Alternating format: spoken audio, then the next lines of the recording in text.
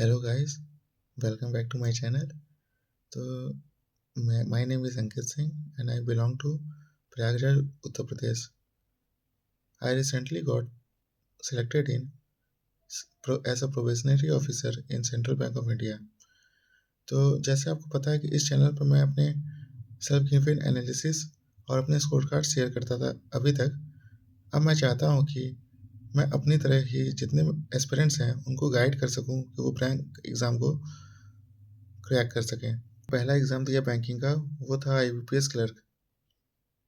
इस साल मेरा जो IBPS क्लर्क सेकंड अटेम्प्ट में क्लियर हुआ था वो भी क्लियर हुआ है और PO भी क्लियर हुआ है। तो IBPS क्लर्क मैंने दिया तो मुझे अटेम्प्ट इतने गंदे थे कि मुझे लगा कि ऐसे तो नहीं चलेगा। फिर मैंने एक बैच लिया और बैच से मैंने अपने पूरे बेसिक को कंप्लीट किया और उसके बाद मैं सिर्फ मॉक देता था और यूट्यूब से प्रैक्टिस करता था। एक बार मेरे वो बेसिक्स कंप्लीट हो गए थे उसके बाद से। फिर मैं IBPS PO देने वाला था पिछले साल वाला भी, लेकिन उसमें कुछ मेरे फैमिली कंडीशन में दिक्कत आ गई थी, तो उसके बाद मैं वो दे नहीं पाया था। मेरा उसके बाद अगला अटैम्प्ट था SBI PO। वो ऐसा एग्ज़ाम था, मैंने अटेम्प्ट बहुत अच्छे किए थे, लेकिन उसके बाद मुझे इतना तो कंफर्म था कि वो हो जाएगा, लेकिन जब रिज़ल्ट आया वो बहुत ही डिवास्टेटिंग था मेरे लिए। उसमें मेरे नंबर बहुत ही गंदे आए थे, बहुत ही गंदे। उसके बाद तो मैंने सोच लिया था कि इस बार मुझे अब अगला इसके बाद कोई भी एग्ज़ाम आ जाए वो मुझे निकालना है बैंक का। मेरे पास SBI क्लर्क से पहले 1 महीने का समय था। मैंने यूट्यूब से डेली रीजनिंग और मैथ की इतनी प्रैक्टिस की 30 डेज कि मेरे मॉक्स में नंबर ऐसे 25-26 आने लगे थे आउट ऑफ 35 SBI क्लर्क के मॉक्स में। मैं सोचता था कि मेरे पूरे क्यों नहीं आ रहे हैं बच्चों के, तो उसी मॉक में जो यूट्यूब पे मॉक्स देते थे उनके बहुत अच्छे आ रहे हैं। एक्चुअली मैं गाइडली के मॉक्स यूज़ करता था। तो जब मैं एग्ज़ाम दे के आया तो मेरे रीजनिंग में 35 आउट ऑफ 35 अटैम्प्ट हुए थे और क्वांट्स में 25 या 26 हुए थे। मेरी मैथ थोड़ी वीक भी थी। तो वो पहला मेरा मेंस प्री एग्ज़ाम था जो क्लियर हुआ था। जब SBI क्लर्क मेरा क्लियर हुआ प्री, उससे पहले मैं अपने मेंस की तैयारी नहीं कर रहा था। मुझे इतनी नॉलेज नहीं थी कि मेंस की तैयारी पहले से करनी होती है। तो वो रिज़ल्ट आया था एग्ज़ाम के 10 दिन पहले। तो उस समय ऐसा था कि मेरी कुछ तैयारी थी नहीं। जब मैं एग्ज़ाम देने गया, मैथ तो मेरे पढ़ ही नहीं रही थी उस समय। तो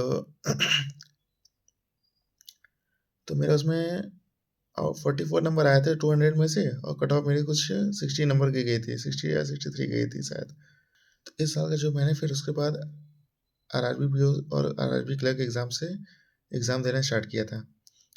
तो मेरे RRB PO में भी अटेम्प्ट अच्छे थे और RRB क्लर्क में भी। पर पता नहीं क्या हुआ कि RRB क्लर्क मेरा क्लियर नहीं हुआ और RRB PO का मेरा क्लियर हुआ था एग्ज़ाम।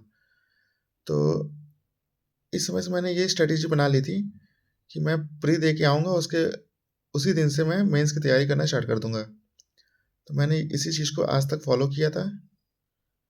वो फॉलो करने की वजह से मुझे ये हुआ कि मेरे पेपर क्लियर हो चाहे ना हो, मेरे मेंस की प्रिपरेशन हो जाती थी। तो RRB क्लर्क मेरा क्लियर नहीं हुआ, उससे पहले मैं RRB PO का मेरा मेंस 1 हफ्ते बाद था। RRB PO का मैंने मेंस दे के आया था। उसके बाद SBI ये IBPS क्लर्क और PO का एग्ज़ाम शेड्यूल था उसी समय। तो IBPS PO और क्लर्क में मेरे अटेम्प्ट दोनों में अच्छे गए थे। तो मुझे ये तो क्लियर था कि प्री तो इस बार क्लियर हो रहा है दोनों एग्ज़ाम का।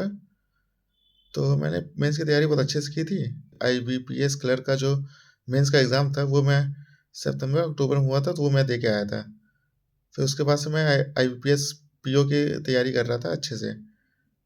30 नवंबर को मैं IBPS PO का मेंस का एग्ज़ाम दे के आया था। मुझे इस बार ये भी श्योर था कि इस बार मेंस तो क्लियर हो रहा है। तो इसलिए मैंने अपने जो सेल्फ गिवन एनालिसिस भी दिया था मैंने, उसमें बताया था कि मैं अगले दिन से ही तैयारी कर रहा हूँ, इंटरव्यू की स्टार्ट कर रहा था। तो उसके वो मैंने जब दिया उसके बाद, तो मैं 2 महीने सिर्फ इंटरव्यू की तैयारी किया हूँ। बैचेस मैंने वैसे कुछ नहीं लिए थे, मैंने जो भी तैयारी की यूट्यूब से किया।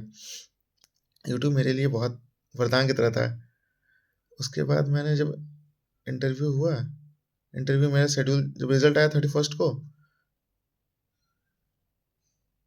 मैंने जब इंटरव्यू की प्रिपरेशन अच्छे से की और रिजल्ट जब 31st को आया तो मुझे उसमें कॉन्ग्रेचुलेसन लिखा हुआ था कि आपका क्लियर हो गया मेंस। उसमें मेरे 21 मार्क्स थे अबव, लीड थी मेरी 21 मार्क्स से, तो मुझे कहीं ना कहीं लगने लगा था कि इस बार क्लियर तो हो जाएगा।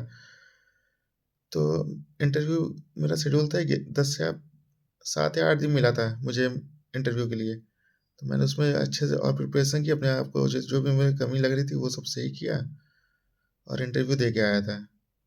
मैंने इंटरव्यू में बताया था अपने एनालिसिस में कि मेरे इंटरव्यू अच्छा गया है, लेकिन मुझे कहीं न कहीं डर लग रहा था कि जो मेरे आरआरबी पीओ में इंटरव्यू जो दे के आया था, उसमें नंबर बहुत कम आए थे। मुझे अंदर से डर था कहीं इसमें भी पूरा कहीं गेम ना पलट जाए। लेकिन फिलहाल में 1 अप्रैल को जब रिज़ल्ट आया, उसमें था कि आप हो गया मेरे नंबर, मुझे इंटरव्यू में 80 नंबर मिले थे। मुझे विश्वास नहीं हो रहा था कि इतने जब नंबर मिलेंगे मुझे। तो फाइनली मुझे सेंट्रल बैंक ऑफ इंडिया मिला। ये मेरा आईबीपीएस क्लर्क पीओ मैं पिछले साल दे नहीं पाया, तो ये मेरा फर्स्ट अटेम्प्ट था और क्लर्क का सेकंड अटेम्प्ट था, तो दोनों क्लियर हुआ था। अगले महीने तक मुझे जॉइनिंग भी मिल जाएगी सेंट्रल बैंक ऑफ इंडिया से। लेकिन इस चैनल पे वीडियोस आती रहेंगी। मैं भी चाहता हूँ कि मेरी तरह ही जो नए एस्पिरेंट्स हैं उनको भी मेरी तरह ही जल्द से जल्द सक्सेस मिले और बैंक एग्ज़ाम को वो क्रैक कर पाएँ। Till then keep hustling and stay motivated.